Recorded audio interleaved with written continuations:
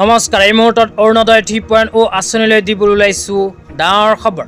তো যিসকল মানুহে ভিডিঅ'টোত ক্লিক কৰিছে অনুগ্ৰহ কৰি ভিডিঅ'টো স্কিপ নকৰি প্ৰথমৰ পৰা শেষলৈ চাই থাকিব, কিয়নো যিসকল মানুহে অৰুণোদয় 3.0 আঁচনিত আবেদন কৰিছে সেইসকলৰ ভিতৰত কেৱল এইবোৰ মানুহে লাভ কৰিব অৰুণোদয় 3.0 আঁচনি 1250কৈ টকা।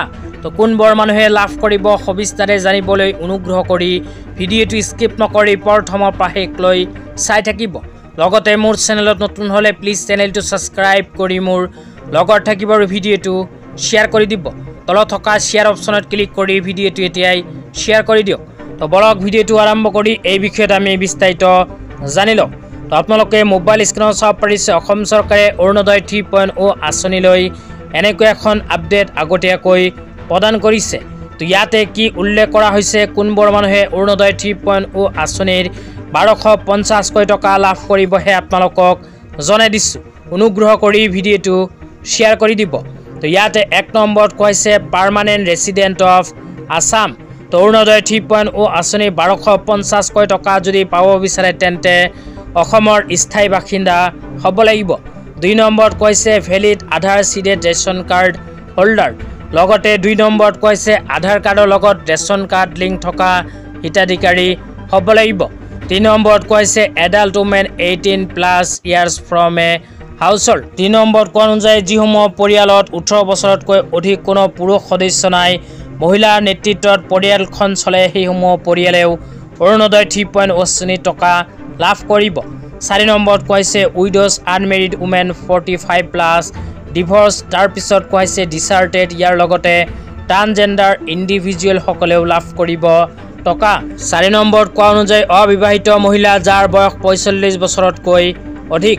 ইয়াৰ লগতে কোৱা হৈছে বিবাহ বিচ্ছেদিত মহিলা আৰু তৃতীয় লিংগৰ ব্যক্তিসকলেও লাভ কৰিব অৰুণোদয় 3.0 আঁচনিৰ টকা।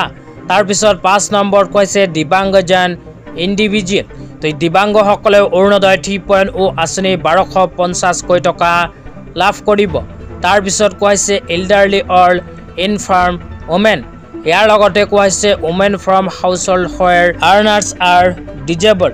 তো যিসমূহ পৰিয়ালৰ একমাত্ৰ উপাৰ্জন সৃষ্টিকাৰী সদস্য শাৰীৰিকভাৱে সক্ষম সেইসকল ব্যক্তিয়েও লাভ কৰিব অৰুণোদয় 3.0 আঁচনি 1250কৈ টকা। তো ইয়াৰ পিছত কৈছে ওমেন উইথ HIV, থেলেচেমিয়া, হেম'ফিলিয়া, চেৰিবেল পালচি। ইয়াৰ লগতে কোৱা হৈছে লেপ্ৰচি অৰ আষ্টিজিম।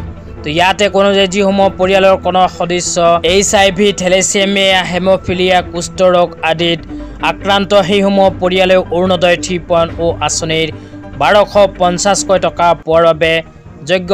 তাৰপিছত কৈছে অন্যদয়া অন্য যোজনাৰ হিতাধিকাৰীসকলেও অৰুণোদয় 3.0 আঁচনি 1250কৈ টকা লাভ কৰিব। এইবোৰ মানুহে যদি অৰুণোদয় 3.0 আঁচনিত আবেদন কৰিছে তেন্তে এইবোৰ মানুহক অসম চৰকাৰে যোগ্য বুলি বিবেচিত কৰিব। তো ইয়াৰ বাহিৰে থকা মানুহে কিন্তু অৰুণোদয় 3.0 আঁচনিৰ 1250কৈ টকা নিজৰ বেংক একাউণ্টত লাভ নকৰে।